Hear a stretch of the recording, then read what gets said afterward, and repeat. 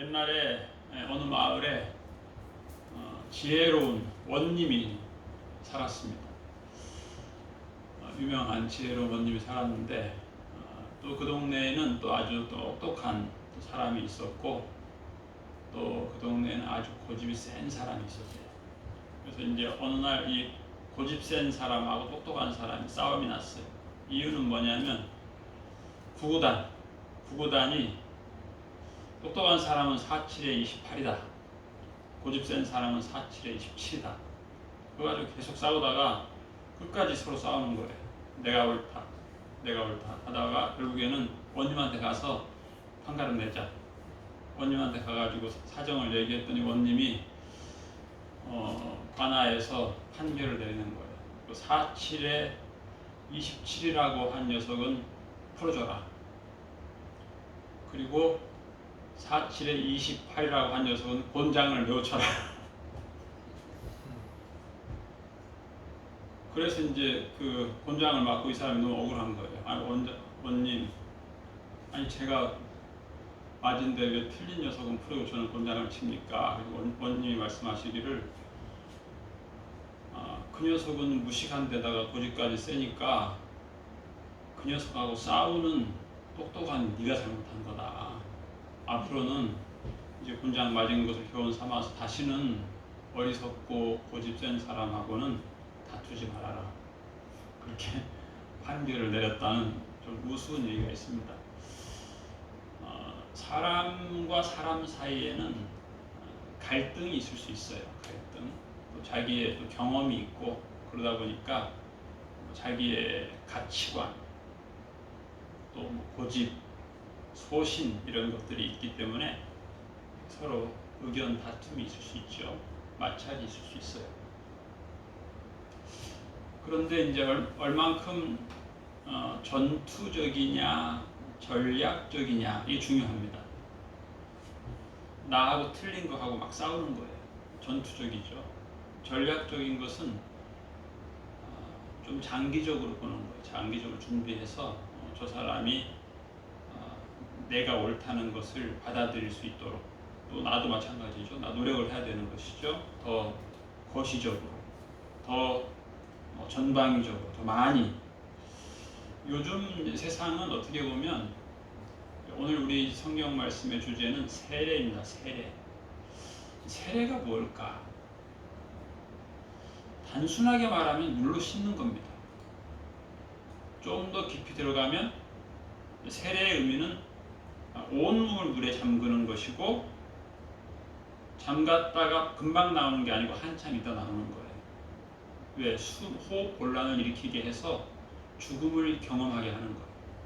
그리고 건져주면서 이제는 새로운 삶을 살아라, 그런 의미가 있어요. 그래서 이거는 가치관의 변화에 대한 내용입니다. 세례가. 그런데 오늘 성경 말씀에 보면 이 세례가 구름 기둥이 새였다는 거예요. 구름 기둥. 하나님이 이스라엘 백성을 이집트에서 출애굽을 시켜가지고 가나안 복지로 가게 되는데, 그 무더운 또 건조한, 하나님 성경에 많이 나와요. 건조하다. 우리가 지금 이렇게 기분 좋게 사는 거는 건조하지 않기 때문이에요. 어떻게 보면 건조하게 되면 이 콧속이 마르면서 이 목에서 갈증을 일으켜요. 목이 말라요. 목말라요. 그리고 습도가 이 사막처럼 극심한 건조한 곳은 물을 마셔도 목이 타요. 근데 우리가 물을 마셔도 목이 안 타는 거는 일정의 이 습도가 있기 때문이에요. 구름 기둥이라고 하는 거는 기온이 40여 도가 되고 습도가 없는 곳에서는 아주 중요한 거예요. 구름 기둥이. 구름이 참 중요해요. 가끔 이제 그런 경험할 때가 있죠. 이 무더운 여름에 아주 35도 넘는 햇볕이 아주 쨍쨍 쬐일 때 구름 한 점이 나타날 때가 있어요. 제가 자전거를 타고 가는데 그 구름이 나를 계속 따라가 주기를 바랄 때가 있어요. 정말 그럴 때가 기분 좋아요. 굉장히 더운데 구름이 내 머리 위에서 내가 가는 방향으로 계속 따라와 주면 그 더위를 극복할 수 있죠. 시원함을 느낄 수 있어요. 구름 기둥이 굉장히 중요합니다. 무더운 여름, 그 광야, 건조한 곳에서는 구름 기둥이 굉장히 생명이에요. 그게 없으면 목마르고 피곤하고 열사병으로 쓰러지기도 하고 그렇습니다. 구름. 오늘 성경에 보면 구름에서 세례를 받았다. 또 그 다음에 바다에서 세례를 받았다. 이렇게 되어 있어요. 바다에서. 바다의 세례가 뭐냐면 이제 홍해입니다. 홍해. 그래서 오늘 성경 말씀에 보면은 구름 아래에 있고 그 다음에 바다 가운데로 지나며 이렇게 되어 있어요. 어떤 분이 그 바다 속에 잠수부 옷을 입고 들어가서 봤더니 이집트 병거의 바퀴가 거기에 있더라는 거예요. 동석이가 그 얘기 저한테 해주더라고요.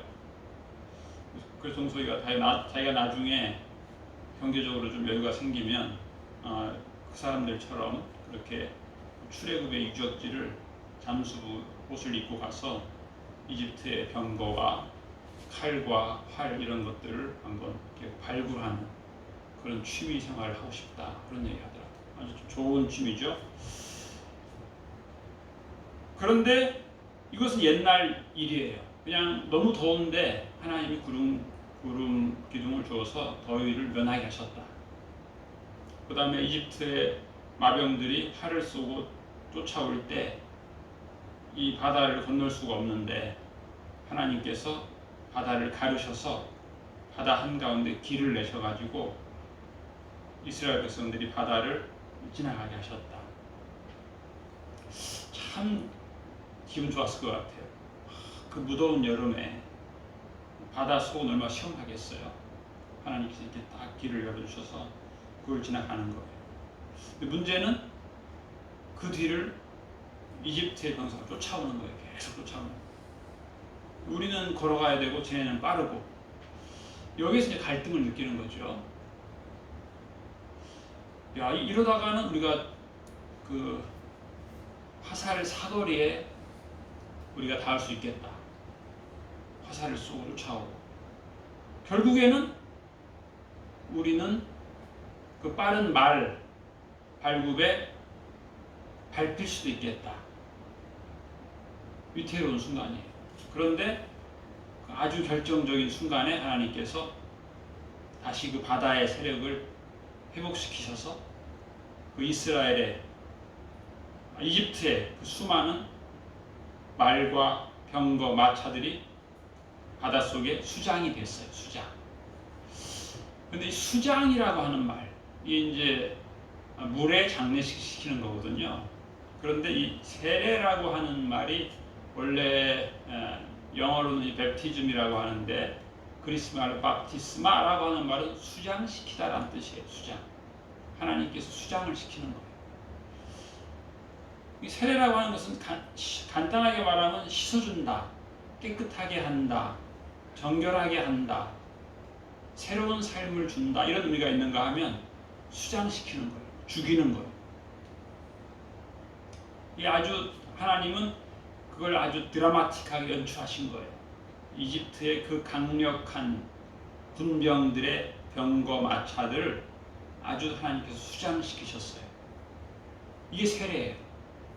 그런가 하면 곧 죽을 것 같았던 그들을 하나님께서 살리셨어요. 이스라엘 백성들.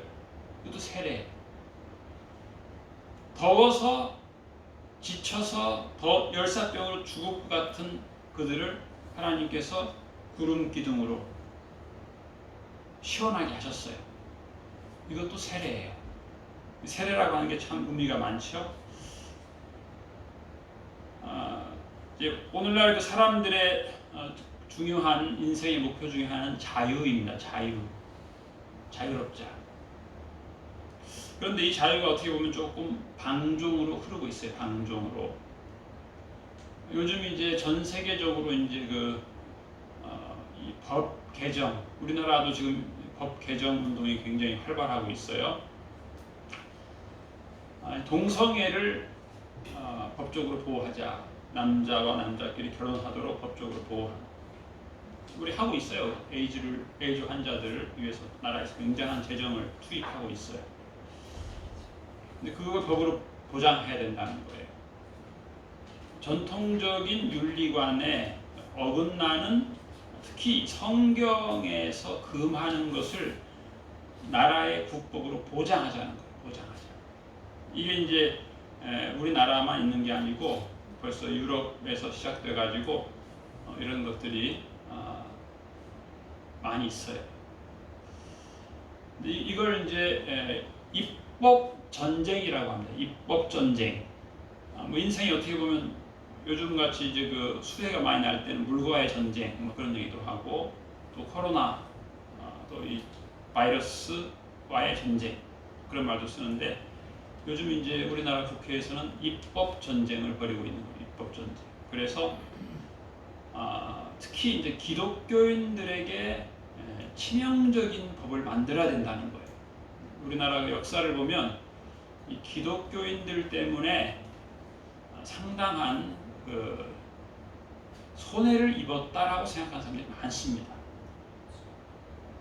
대표적으로 이제 우리 6.25 그때는 남노당, 박헌영을 중심으로 한 남노당이 당시 우리나라에서 여론조사를 했는데 국민의 약 70~80%는 공산주의가 우리나라를 통치하기를 원했어요. 왜냐하면 공산주의가 통치하면 부자들의 재산을 다 몰수해가지고 너희들한테 균등하게 나눠주겠다라고 얘기한 거예요. 부자들이 가지고 있는 땅을 다 몰수해서 너희들에게 나눠주겠다. 그게 이제 박헌영의 주장입니다. 그래서 많은 사람들이 그것을 원했어요. 우리 국민의 다수가 그걸 원했는데 이승만 정부에 의해서 그게 이제 안 됐다는 거죠. 이승만 정부가 집권하지 않았으면, 박헌영이가 집권을 했으면 부자들의 그 재산과 땅을 다 몰수해서 가난한 사람들에게 균등하게 배부를 했을 텐데 안 됐다라고 하는 거예요. 그리고 그 이승만이 가지고 있던 신앙은 기독교라는 거죠. 그래서 그 사람들은 이 기독교 때문에 한국의 그 사회주의 운동이 좌절됐다. 그래서 어떻게 하든지 기독교 세력을 나라의 법으로 제한하는 법이 세워져야 사회주의 혁명이 가능하다. 이런 생각을 가지고 있는 사람들이 우리나라 국회에 상당히 다수가 지금 있어요. 국회의원들의 다수가 그런 생각을 가지고 있어요. 그렇기 때문에 우리 기독교인들도 나름 이 입법 활동에 대한 스터디가 필요합니다. 저 사람들이 지금 무슨 목표를 가지고 저렇게 법 개정 운동을 벌이고 있나 생각할 필요가 있어요. 그래서 이제 우리가 이제 이 세례라고 하는 것은 가치관의 변화입니다. 가치관의 변화. 입법도 마찬가지예요. 이 국회의원들이 자기들이 가지고 있는 가치관, 나름 그 사람 나름대로는 이 자유라고 하는 가치관인데, 이제 우리가 볼 때는 방종이죠, 방종. 남자와 남자가 결혼하고 여자가 결혼하는 정도가 아니고 그 외에 100여 가지의 성관계가 가능하다라고 하는 것을 초등학생들에게 계속 가르쳐야 된다는 거예요. 그래서 그 사람들을 인정하고 보편화가 되게 해야 된다는 건데, 여기에 들어가는 예산이 경기도만 30조 원이니까 국가 전체로 하면 더 많죠. 굉장히 큰 겁니다. 왜 그런 죄악된 것을 초등학생에게 자꾸 가르쳐서 성경을 불순종하게 하는 것들을 많은 사람에게 성경이 잘못됐다, 새로운 법, 이것을 많은 사람에게 가르쳐야 된다. 그러기 위해서 많은 건물도 세우고 인력도 만들고 해서 이거 해야 된다. 이게 지금 현재 우리나라의 트렌드입니다. 경기도도 그렇고 국회도 그렇습니다. 그래서 우리가 좀 공부를 할 필요가 있습니다. 그래서 우리가 오늘 오후부터는 이 세계관, 가치관, 우리 기독교인들이 가져야 될 정체성이 무엇이고 이것이 굉장히 흔들리고 있다라고 하는 것을 우리가 유튜브 강의를 들으면서 좀 성경적 정체성, 기독교인의 정체성, 기독교인들이 어떻게 해야 되는가, 우리가 이 사회에 어떻게 참여해야 되는가, 또 잘못된 정치가들의 우리가 계속 휘둘려야 될 것인가. 그래서 우리가 이 국회의원들도 어떻게 선한 길로 인도할 수 있을까, 이런 것에 대해서 준비할 필요가 있습니다. 오늘 성경 말씀에 강조되는 말씀은 광야에서 이스라엘 백성들이 신령한 음식을 먹었다, 이렇게 되어 있어요. 신령한 음식을 먹었다, 신령한 음료를 마셨다. 신령한 음식을 먹었다라고 하는 것은 간단하게 말하면 만나를 먹은 거예요. 하나님이 매일 새벽에 내려주신 만나를 먹은 거예요. 우리 생각에는 하나님이 만나를 주시려면 너그럽게 24시간 계속 내렸으면 좋은데 왜 그걸 딱 새벽에 딱 짧은 그때만 내리냐. 그때 안 나가면 해가 뜨면 그게 또 다 사라지게 했어요, 하나님이. 아니, 쌀 같으면 해가 떠도 사라지지 않거든요. 얘는 꼭 어떻게 음식, 밀가루 같은 거라고도 볼 수 있는데 해가 뜨면 사라지는 거예요. 그래서 불평, 불만이 있는 거예요.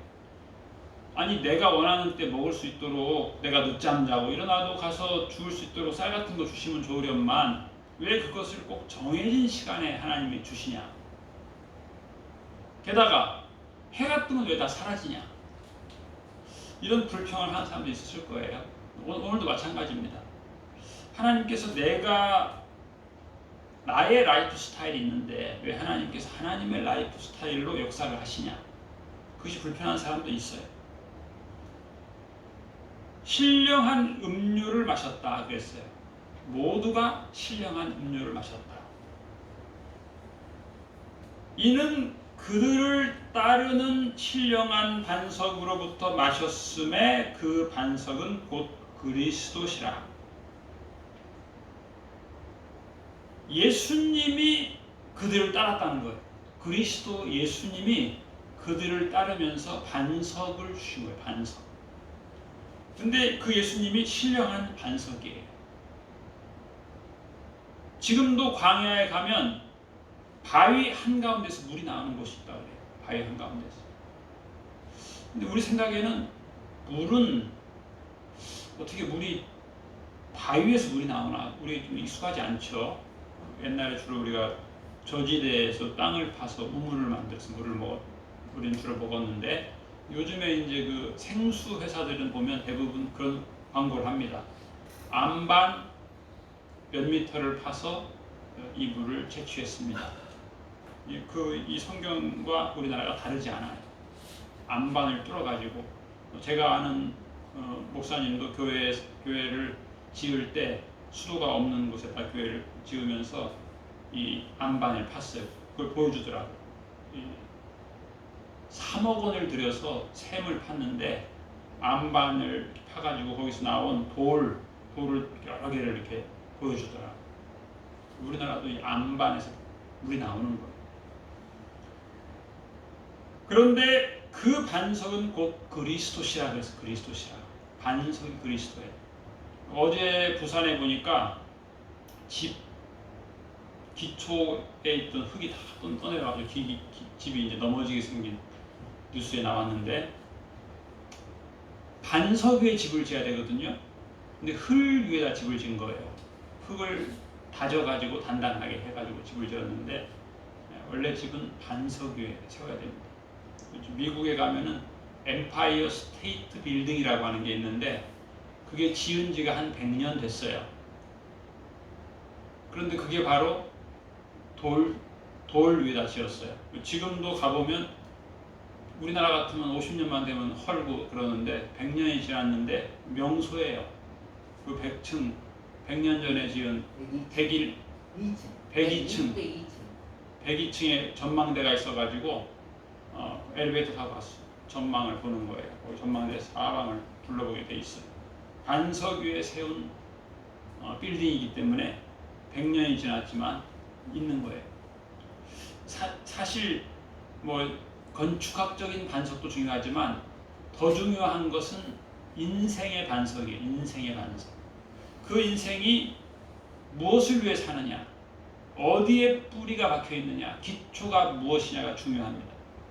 그 반석이 예수님인 사람이 있고, 그 반석이 세상인 사람이 있고, 그 반석이 쾌락인 사람이 있고, 그 반석이 방종인 사람도 있어요. 방종. 그런데 오늘 성경 말씀에서 자주 나오는 내용이 무슨 말인가 하면은 원망했다는 거. 원망했다. 예수님께서 그런 말씀하셨어요. 너희들이 찬송하지 않으면 돌들이 찬송할 것이다. 사람이 예수님께 찬송을 안 하면 돌들이 찬송한다는 거예요. 어떻게 보면 말이 안 되는 말인데 돌이 말을 한다는 거예요. 돌이 말을 한다. 말만 하는 게 아니고 돌이 찬양을 한다는 거예요. 사실 그렇습니다. 우리가 하나님의 음성을 성경에서도 보지만 사실은 이 자연 활동에서 보는 거예요. 자연 활동에서. 매일 하나님의 음성을 들을 수 있어야 됩니다. 매일. 태풍이 오거나 홍수가 나거나 바이러스가 창궐하거나 우리는 예수님의 음성을 듣는 거예요. 그 모든 것을 통해서. 근데 이제 오늘 이 고린도서 10장 말씀에 이제 우리 지난 과거에 보던 성경에는 거울이라고 하는 단어가 2번 나와요. 거울.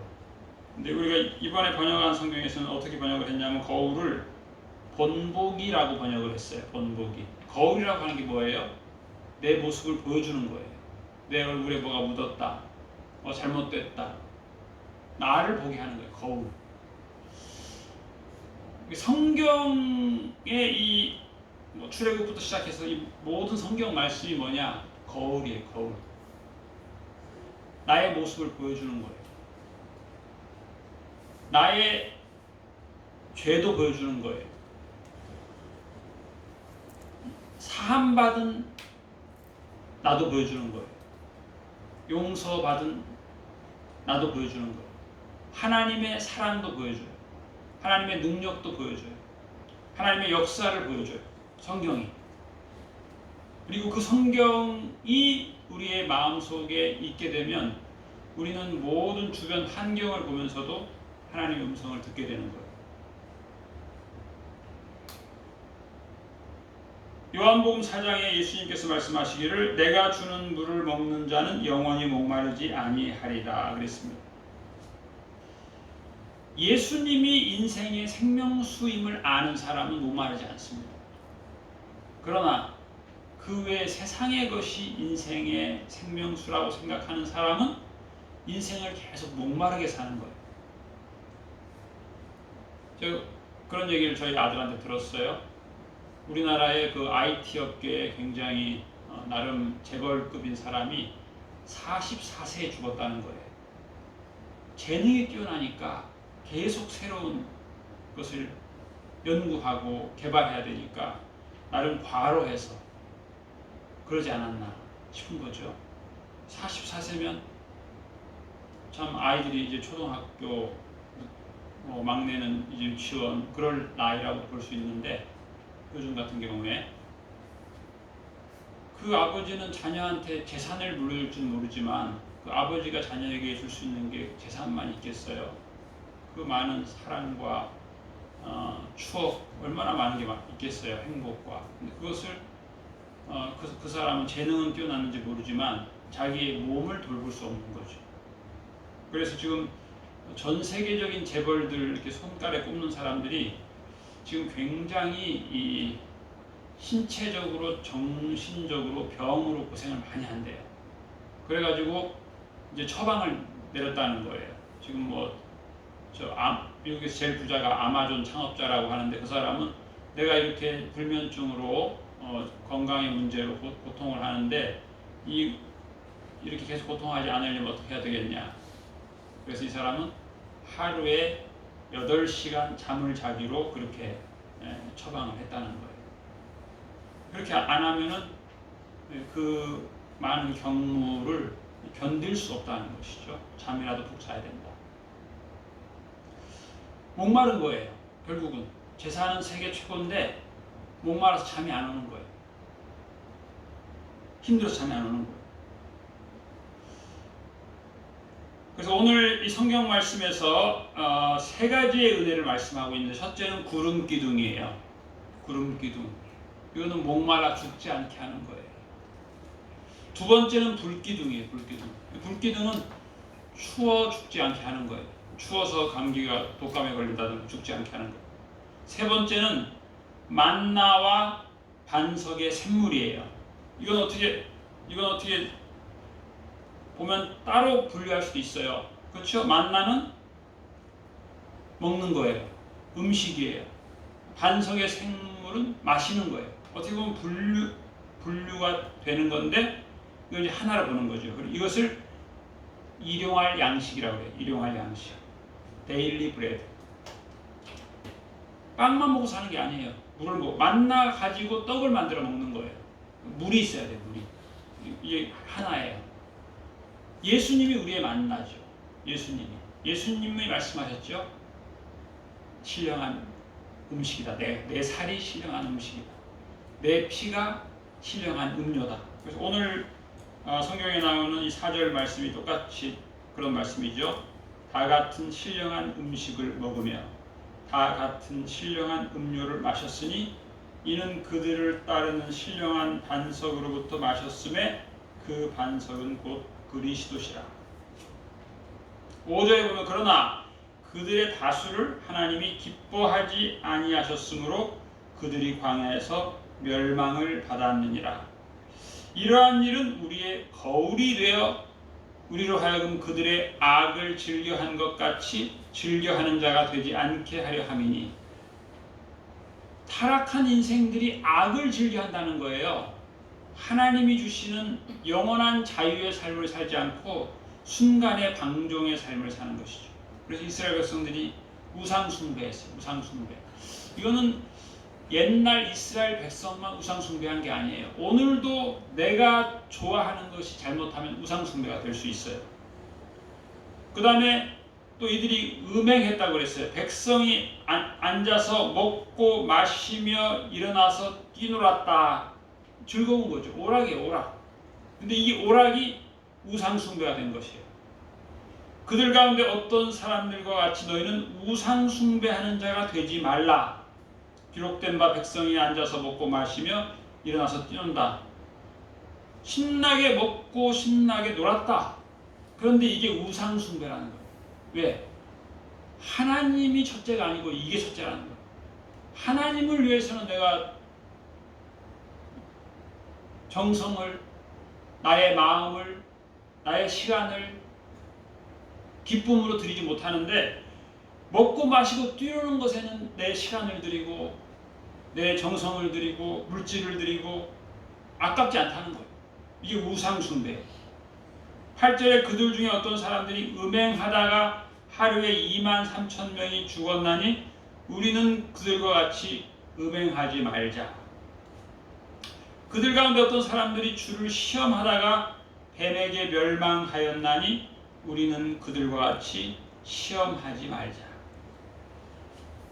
결국 뭐예요? 삶의 모든 영역에 시험하는 자가 있는 거예요. 시험하는 자. 시험하는 자. 사탄의 역사가 있는 거예요. 사탄의 역사. 시험하지 말자. 예수님께서 시험 받았죠. 시험하는 자가 예수님을 40일 예수님이 금식하셨을 때 시험했어요. 그때 예수님이 뭐라고 그랬어요? 신명기 8장 3절 말씀을 예수님이 말씀하셨는데, 만나를 내게 먹이신 것은 사람이 떡으로만 사는 것이 아니요 하나님의 입에서 나오는 모든 말씀으로 사는 줄로 너희로 알게 하려 하심이라.